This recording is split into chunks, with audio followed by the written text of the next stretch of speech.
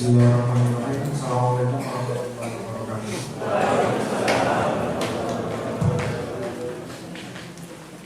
Terima kasih kepada para jemaah Masjid Islamic Center Universitas Ahmad Dahlan untuk kajian rutin Ahad pagi kali ini akan disampaikan oleh Ustaz Fathur Rahman Kamal, Tazkiyatun Nufus. Jadi bagaimana kita bisa mensucikan hati, dan beliau ini sudah melanglang buana memberikan tauladan juga yang baik. Semoga kita bisa menyerap ilmu dan juga pengalaman dari beliau. Insyaallah. Mari kita awali kajian kita dengan bacaan basmalah bersama.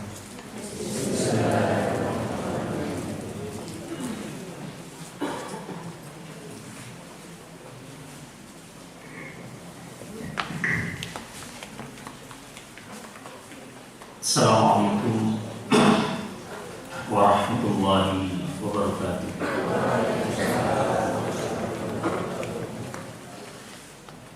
Alhamdulillahirabbil alamin wa bihi nasta'inu ala umuri dunya waddin.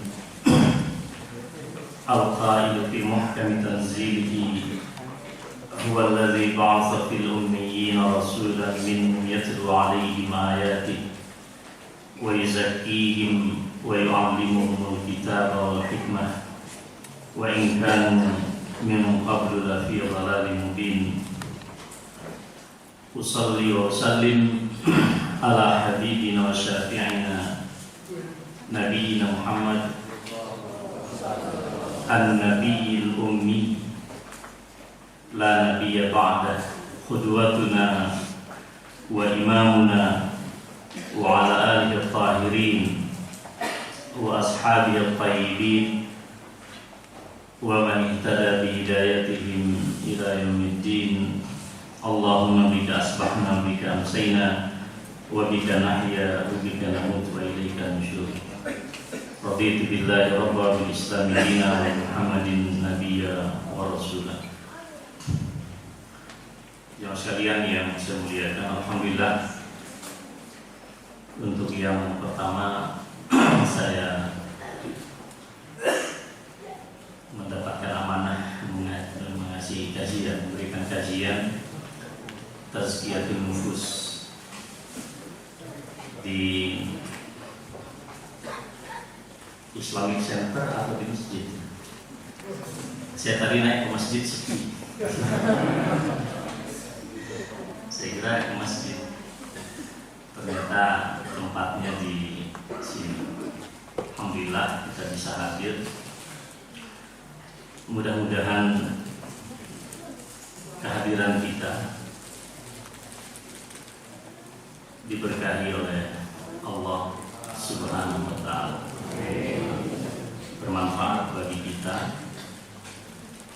Apa yang kita bahas dari ayat-ayat Allah dan keterangan-keterangan Rasulullah SAW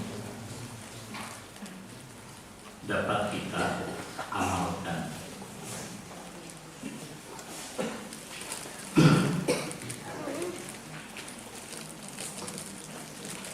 Orang yang berilmu seperti yang dikatakan oleh Allah Subhanahu wa ta'ala di dalam Al-Mujadilah 11, yarfa'illahu allazina amanu minkum wallazina utul ilma darajat.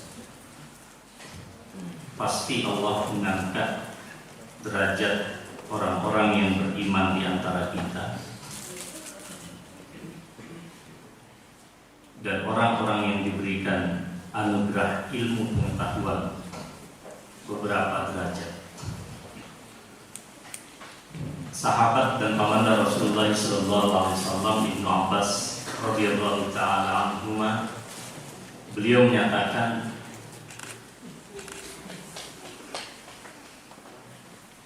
al-ulama fawqal mu'minina bi 700 darajah. Ma baina darajatain masiratu 100 am.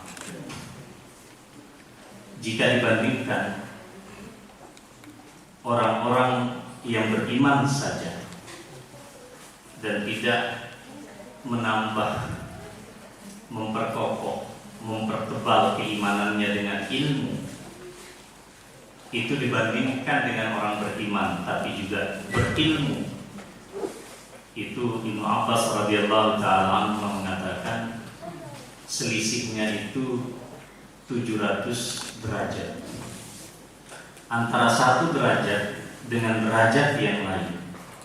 Jika diukur dengan perjalanan, maka dia membutuhkan 100 tahun perjalanan.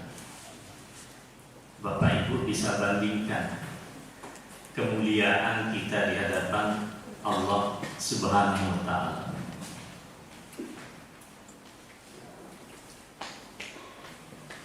Jemaah sekalian yang saya muliakan, tentu kita mengetahui apa makna kesaksian di dalam hidup kita. Saya merasa mendapatkan kehormatan ketika mempertemukan seorang sahabat dengan jodohnya. Lalu keluarga si perempuan meminta saya untuk menjadi saksi dalam pernikahan itu. Padahal terus terang saya tidak pernah ketemu orang tua yang putri ini. Hanya saja anaknya selalu bercerita tentang profil saya. Lalu saya pertemukan dengan seorang yang menurut keyakinan saya rajulun saleh. Ini orang yang baik. Takdir Allah menyatakan mereka berjodoh dan saat ini sudah hamil 5 bulan. Didoakan. Ketika saya diberi amanah untuk menjadi saksi dalam pernikahan itu dan mewakili keluarga, saya merasa sangat berbahagia dan merasa sangat terhormat. Kalau seorang pejabat diminta mengambil sumpah seorang presiden dalam sidang istimewa permusyawaratan rakyat, maka semua mata rakyat Republik Indonesia akan menatap siapa yang mengambil sumpah pejabat tersebut. Dan tidak mudah, tidak bisa setiap orang menjadi orang yang bisa mengambil sumpah dan menyaksikan peristiwa itu. Seorang terdakwa itu punya hak untuk menghadirkan saksi yang meringankan. Siapa yang diundang di situ? Tentu orang-orang yang memiliki kapasitas dan kredibilitas yang sudah diyakini. Nah, saudara sekalian, kalau dalam urusan dunia muamalah interaksi kita sehari-hari, sedemikian kita mendudukkan orang-orang yang memberikan testimoni dan kesaksiannya, maka saya katakan tidak ada persaksian yang melampaui kesaksian tentang tauhidullah. Tidak ada satu testimoni yang lebih mulia daripada testimoni dan kesaksian kita mengenai keesaan Allah Subhanahu wa ta'ala. Oleh karena itu Allah menyatakan syahidallah annahu la ilaha illa huwa wal malaikatu wa ulul ilmi.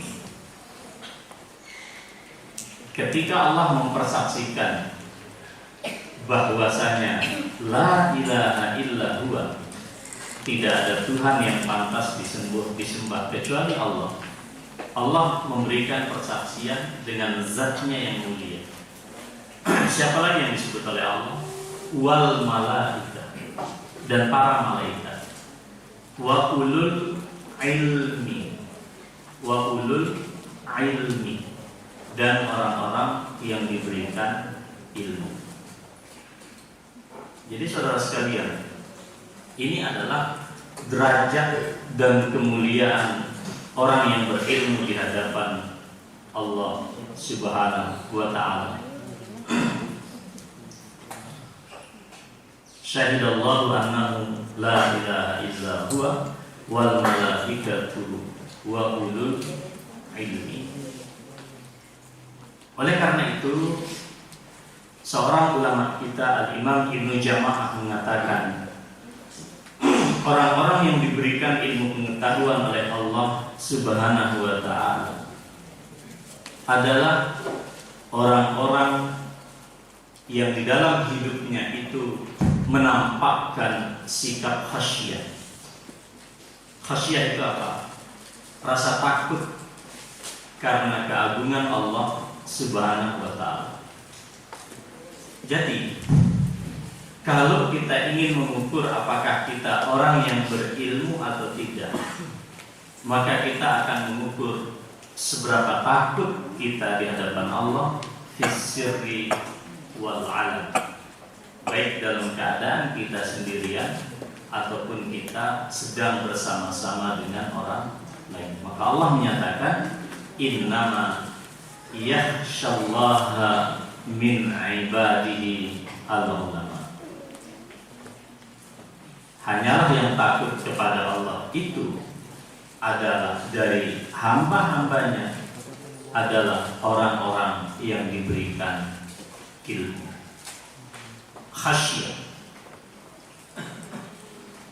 Saya ingin memberikan satu gambaran tentang bagaimana sikap khasyah pada diri kita atau di dalam kehidupan kita. Ibu bapak rahimakumullah, tentu kita semua mengerti kisah Nabi Allah Yusuf alaihissalam. Yusuf alaihissalam seorang nabi yang sedemikian tampan, yang saking tampannya itu menggoda seorang wanita cantik bermartabat, istri daripada seorang penguasa yang luar biasa waktu itu. Sampai-sampai menjadi isu publik, masyarakat semuanya membicarakan, kok ia bisa ada seorang wanita cantik bermartabat jatuh hati kepada seorang anak yang diasuhnya sendiri, Nabiullah Yusuf alaihissalam. Dia ingin membuktikan, ini orang belum tahu. Akhirnya wanita-wanita itu disuruh duduk di situ, masing-masing memegang pisau. Lalu Zulaikha suruh Yusuf berjalan di depan mereka. Saya tidak bisa menggambarkan, Pak, bagaimana gantengnya Nabi Yusuf, sehingga para wanita itu kemudian bukan mengupas buah yang ada di tangan, tetapi tangannya yang terbuka. Bu, saya ingin tanya, segagah apa pria itu? Saya tidak bisa memvisualisasi. Paling banter saat ini, kalau ada seorang wanita ya melihat ada seorang yang tampan, mungkin dia hanya tertegun, tidak sampailah kemudian dia melukai tangan. Tapi ini terjadi. Nah, saudara sekalian, Nabiullah Yusuf alaihissalam dijebak di satu ruang, satu kamar yang di dalam hitungan kalkulasinya semuanya terjamin. Rahasia akan terjamin karena Facebook belum ada waktu itu, WhatsApp juga tidak ada, Twitter tidak ada, Instagram tidak ada. Rahasia terjamin. Para tentara tentu juga melakukan siaga satu di dalam pengamanan wanita tersebut. Kalau membaca ayat Al-Quran, Nabiullah Yusuf alaihissalam sangat fair bertutur tentang dirinya, enggak sok suci. Beliau menyatakan, wa ma ubarri'u nafsi inna nafsa la'ammaratun bisu, la'ammaratun bisu illa ma rahimah rabbi. Sebagai laki-laki pejantan kasarannya, sudah, saya tidak mungkin mampu membebaskan diri saya dari jebakan wanita cantik, terhormat, di tempat yang sudah dijamin keamanan rahasia. Tidak sanggup aku dari Yusuf alaihissalam. Wa ma ubarri'u nafsi. Mengapa? Inna nafsa ammaratun bisu. Karena jiwa manusia, diri manusia itu warna dasarnya adalah kalau sudah berhadapan dengan suasana seperti itu, tidak ada yang lain kecuali kerusakan. Maka Al-Quran pun menggambarkan falamma hammat bihi wa hamma biha. Dan ketika Zulaikha sudah sampai pada kehendak yang tidak terbendung lagi, ibu bapak perhatikan kata ham. Ham itu adalah satu beban permasalahan yang sangat berat, yang kalau kita menghadapi suasana itu 90% kita tidak mampu menghindar. Itu namanya ham. Jadi kalau ada orang sedang meminang gitu, seorang pria meminang seorang wanita dan akan menikah satu pekan yang akan datang, pada ini hari apa ini? Hari Ahad depan dia menikah, maka yang terjadi adalah semua pikirannya itu terfokus pada wanita, sehingga setiap malam dia mimpi masuk istana bersama wanita itu. Itu namanya ham, beban psikologis yang sangat berat. Seorang suami yang sedang menghadapi hasrat biologis di hadapan istrinya dan dia tidak lagi terbendung, itu namanya ham. Ibu bapak yang sudah menikah paham betul. Yang muda-muda nggak usah mikir. Kalau mau menikahlah untuk bisa memahami satu kata dalam Al-Quran. Ya kan? Hammat bihi wa hammat biha. Ketika Zulaikha tidak lagi sanggup menahan hasrat biologis yang ada pada diri dia, dan Nabiullah Yusuf pun juga demikian. Nabiullah Yusuf demikian, ibu bapak sekalian. Wa hamma biha laula ar-ra'a burhana rabbi. Jadi rahmat Allah muncul pada diri Nabiullah Yusuf alaihissalam adalah dia melihat petunjuk Allah. Nah, bagaimana petunjuk Allah itu datang? Ini yang saya katakan yang menimbulkan khasyah pada diri Nabiullah Yusuf alaihissalam. Pada saat dia terjebak untuk melakukan perbuatan nista itu, tiba-tiba terbayang di hadapan dia wajah ayahandanya Nabiullah Yakub alaihissalam. Terang. Bukan Nabiullah Yakub yang hadir, tetapi bayangan, visualisasi yang ada di depan benak Nabi Yusuf, seolah-olah Nabiullah Yakub menyatakan, "Hai Yusuf, apa kau melakukan perbuatan nista ini sementara kakekmu adalah seorang nabi dan ayahmu seorang nabi? Mau diletakkan di mana kehormatan keluarga kita?" Timbul rasa takut.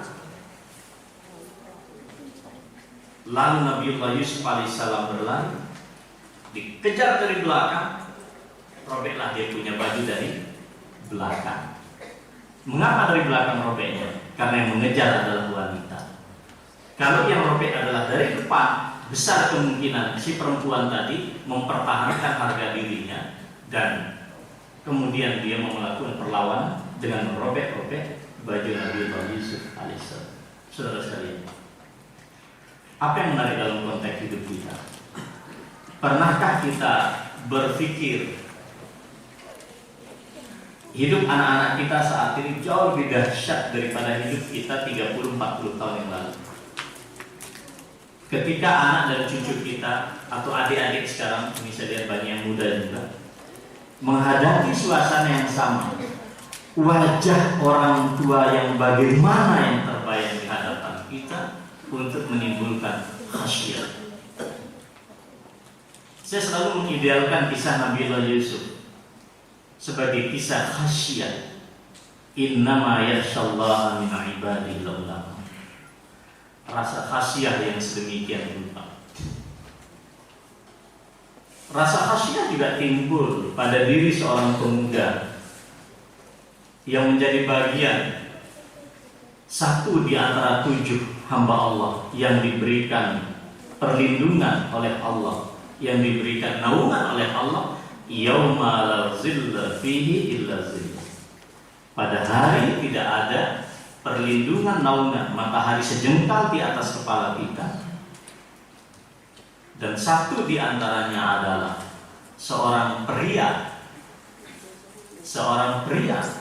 yang dipanggil oleh seorang wanita cantik bermartabat pula seperti kisah Nabi Yusuf, dan diajak berbuat nista, dan dia menyatakan inni akhafullah, nggak mau, aku takut Allah. Kalau sekarang kan tidak, aduh sayang, kesempatan tidak terulang 2 kali. Ini yang disebut dengan khauf, khasyah. Oleh karena itu Al-Imam Ibnu Jama'ah mengatakan, orang yang punya ilmu dan sampai pada tingkat inilah yang disebut dengan ulaika hum khairul bariyah. Mereka adalah sebaik-baik makhluk yang hidup di permukaan daratan ini. Bar itu adalah daratan, al-jauh itu adalah angkasa udara di atas langit. Al-barri kita adalah makhluk daratan. Maka Allah menyatakan ulaika hum khairul bariyah. Kalau sudah khairul bariyah, jazaohum 'inda rabbihim jannatul 'adnin tajri min tahtiha al-anhar khalidina fiha abada radhiyallahu anhum wa radu an.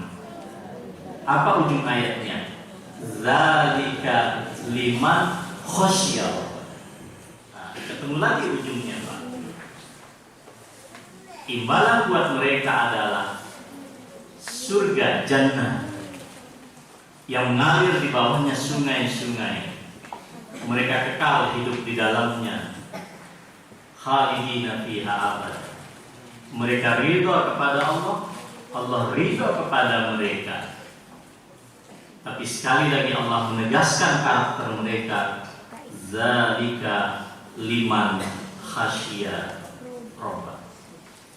Yang demikian itu adalah bagi orang-orang yang takut karena keagungan Allah Subhanahu wa ta'ala. Rasa ini yang hilang ibu bapak di zaman kita. Kita sebagai anak, jangankan kepada Allah yang tidak terlihat, kepada ibu bapak kita, na'udzubillah, kita tidak ada rasa takut. Kepada guru kita tidak ada rasa takzim, tidak ada rasa takut. Saya bukan mengajak kita untuk mengkultuskan orang per orang, bukan itu yang dimaksud. Maka tadi saya tidak mau menerjemahkan al-ulama dengan bahasa ulama kita. Karena kalau kita mengatakan ulama lalu secara sosiologis, berarti ulama itu adalah orang-orang di majelis ulama Indonesia, atau setidaknya orang-orang yang berada di majelis tarjih. Saya tidak mau menerjemahkan itu, walaupun tentu terjemahnya di sana. Tapi ingin saya katakan bahwa al-ulama adalah jamak dari kata alim, orang-orang yang berilmu. Dan kita yang hadir di tempat ini, begitu keluar dari majelis ini pun sudah dicatat oleh Allah sebagai orang yang berilmu. Sisanya cuma satu. Apakah ilmu kita setelah keluar dari majelis ini melahirkan khasyah atau tidak? Di hadapan Allah tidak penting orang itu jabatannya asisten ahli, lektor kepala, guru besar. Nah, itu kan urusan kementerian. Mungkar nakir gak ada urusan itu.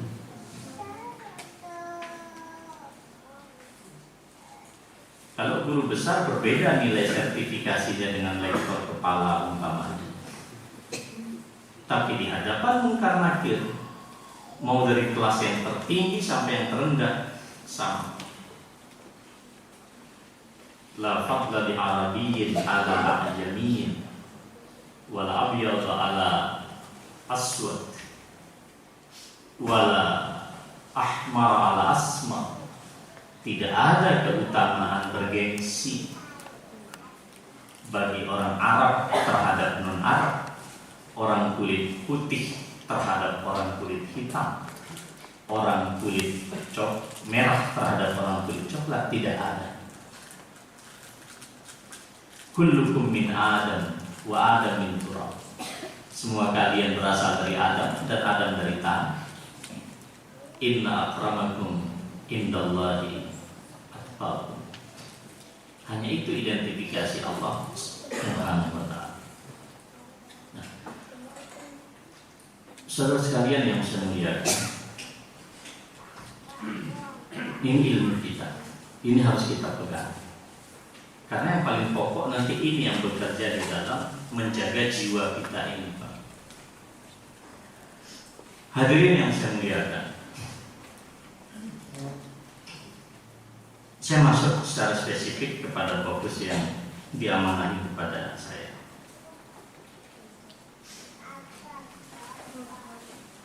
Kita manusia,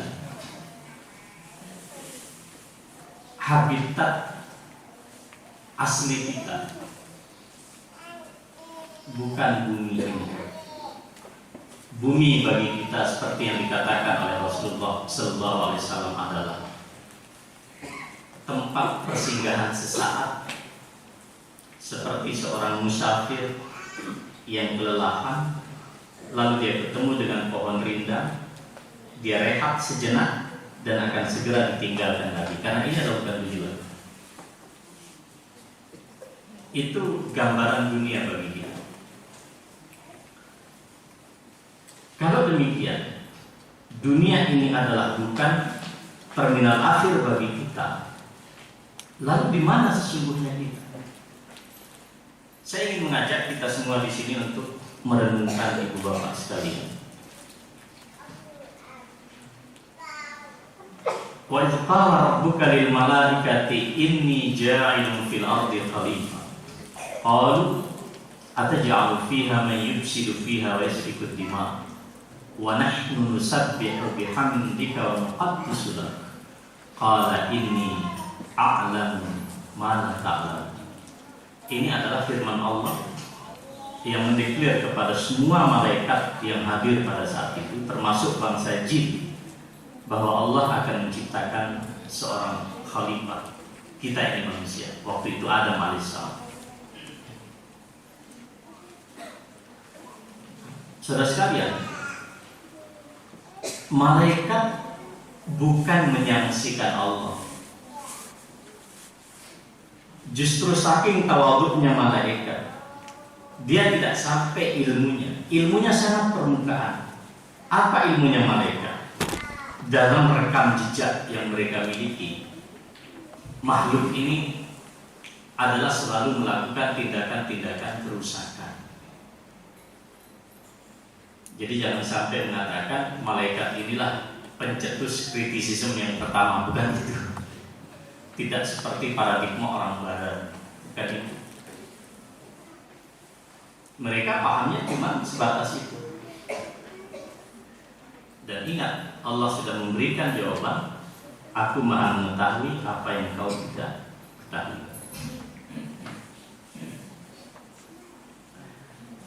Wa 'allama Adama al-asma'a kullaha thumma 'aradahum 'ala al-malaikati faqala anbi'uni bi asma'i ha'ula'i in kuntum shadiqin.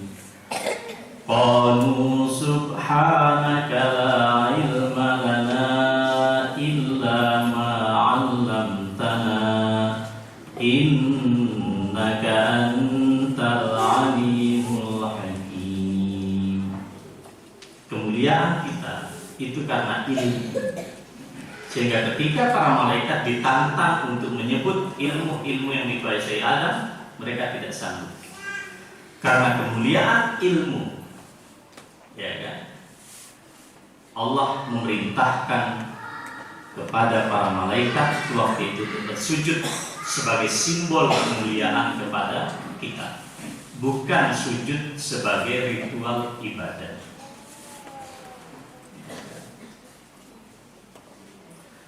Wa idh qulna lil malaikati isjudu li adama fasajadu illa iblis aba wastakbara wa kana minal kafirin. Ini pembangkangan pertama. Kemuliaan Adam berefek dan berdampak langsung pada perintah Allah agar para malaikat sujud kecuali iblis.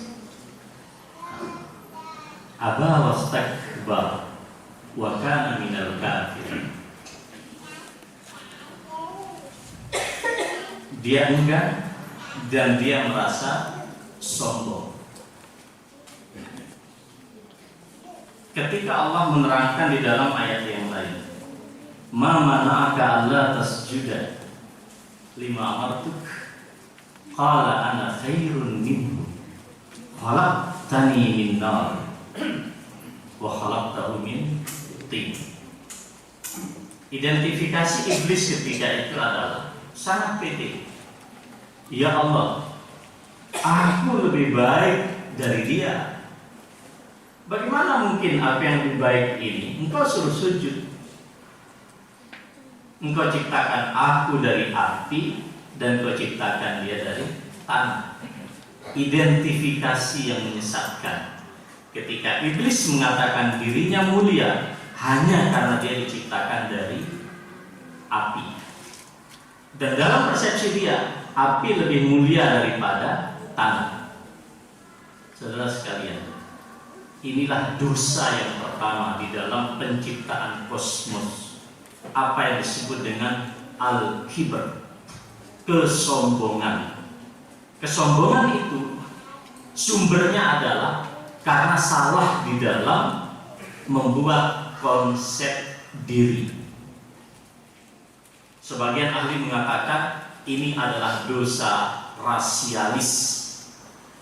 Jadi, kalau Anda mengatakan Anda lebih baik dari orang lain sekedar karena Anda ketua RT, yang lain anggota RT, Anda rektor, yang lain dosen, Anda presiden, yang lain lebih bawah, saya katakan ini adalah dosa rasialis yang sudah dicontohkan dan ditauladankan oleh iblis. Dan ini dosa yang pertama. Maka Imam Ibnu Qayyim rahimahullah mengatakan, nanti di ujungnya saya akan sampaikan.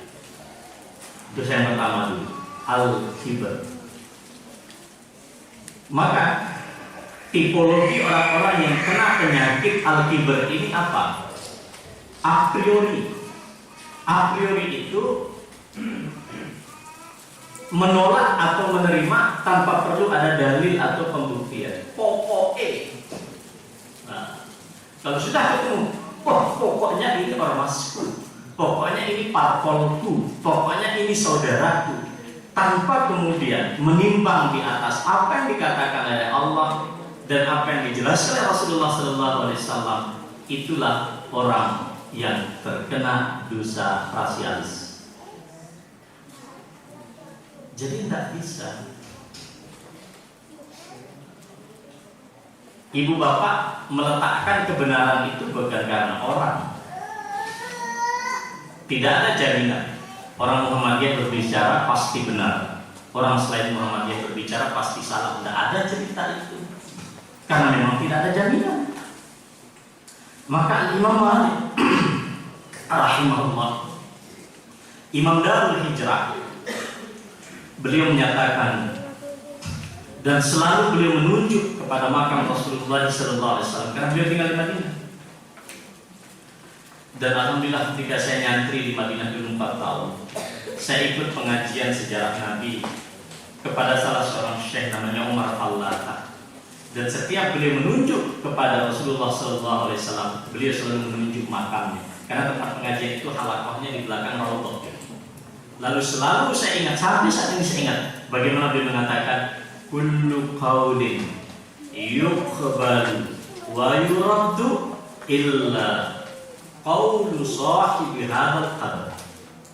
Setiap perkataan, setiap pendapat, setiap statement, setiap sikap apapun bolehlah diterima, bolehlah ditolak, kecuali apa yang dikatakan oleh pemilik kubur ini, yaitu Rasulullah Sallallahu Alaihi Wasallam.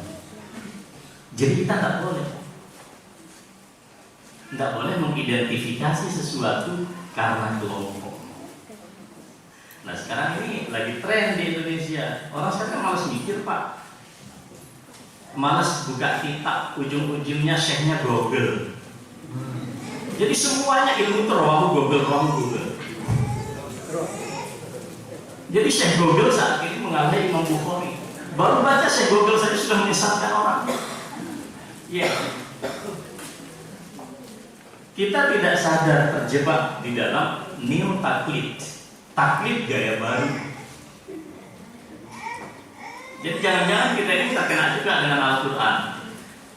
Iyattabi'una illallah wa inhum illa iyattabi'una illallah. Mereka tidak mengikuti kecuali praduga, ngira-ngira.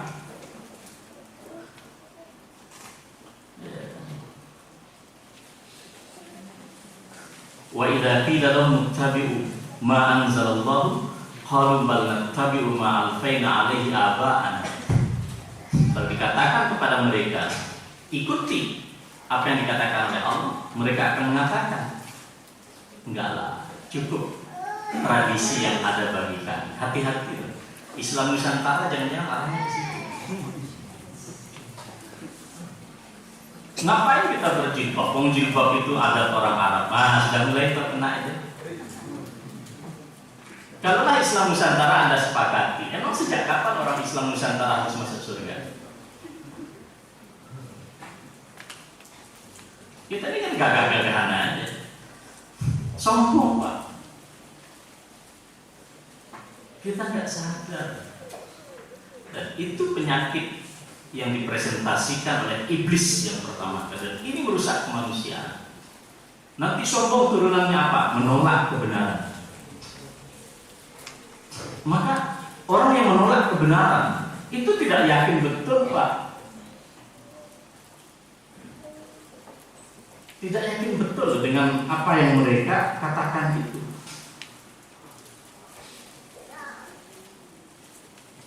Gimana kata Allah di dalam Al-Quran?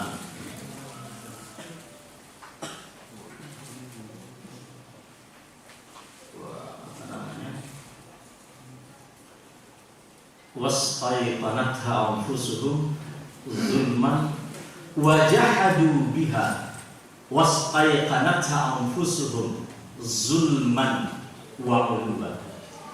Mereka akan mendustakan ayat-ayat Allah. Ungkapan lisan mereka, seminar di mana-mana, bikin artikel di mana-mana, semuanya menistakan ayat-ayat Allah. Sebetulnya jiwa mereka yang terdalam meyakini kebenaran ayat Allah. Tapi mengapa mereka resisten menolak kebenaran itu? Bukan karena kebenaran yang mereka peroleh, zulman wa uluwa.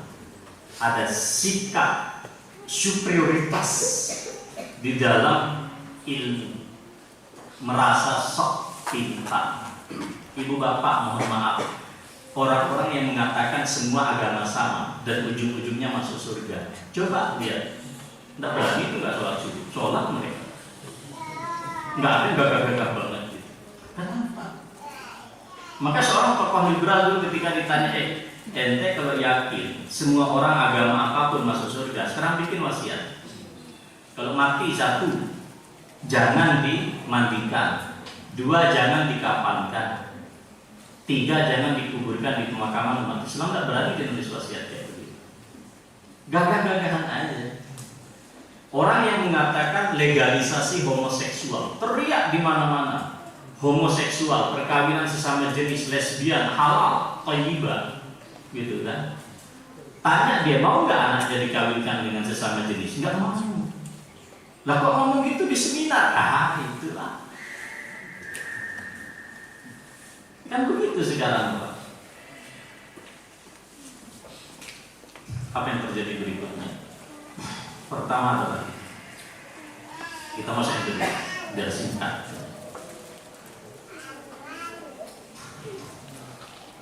Wa qulna ya Adam uskun anta wa zawjukal jannah wa kula minha ragadan haitsu syi'tuma wa la taqraba hadhihi syajarah fatakuna minadh dhalimin. Ini yang kedua. Adam, Hawa, silakan Anda tinggal di surga ini. Nikmati semua yang ada. Hanya satu minta Allah, jangan Anda dekati pohon ini. Coba kita. Kurang apa nikmat Allah? Dan ini dosa yang kedua, apa yang disebut dengan al-hirs, tamak. Dan itu yang menyebabkan Adam dikeluarkan oleh Allah dari surga.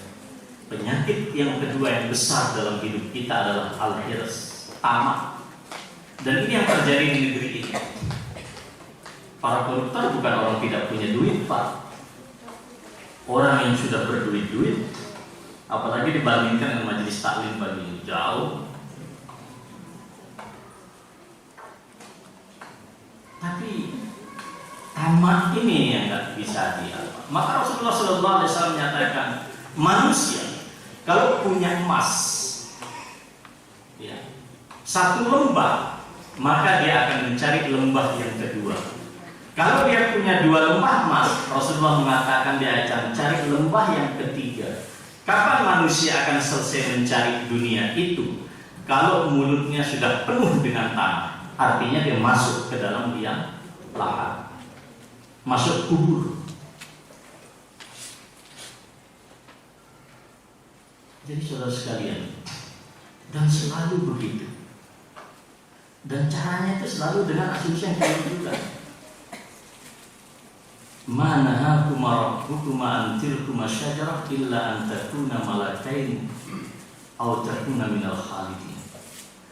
Dibisiki oleh setan, Adam, sebetulnya sampean enggak apa-apa dekati pohon itu. Ini cuma Allah enggak mau saja kamu kekal di surga. Maka hermeneutika yang pertama dituliskan oleh iblis. Nah, apa maksudnya? Yang menafsirkan itu lebih paham daripada yang berfirman.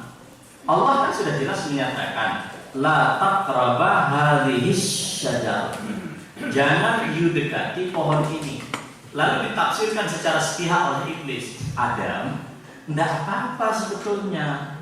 Nek Allah itu melarang karena dia nggak mau kamu ini jadi malaikat, dan Allah nggak mau kamu kekal di surga, itu saja, dekati aja, nggak apa-apa.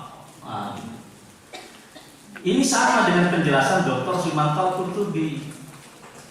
Allah kan mengatakan la taqrabuz zina innahu kana fahishatan wa sa'a sabila.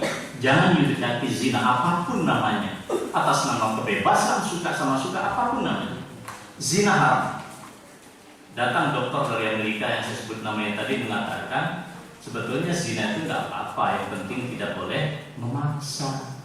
Kalau suka sama suka, antarodin atau seks demokratis, maka Tuhan tidak ada alasan melarang. Rawahu Sumanto Al-Qurtubi.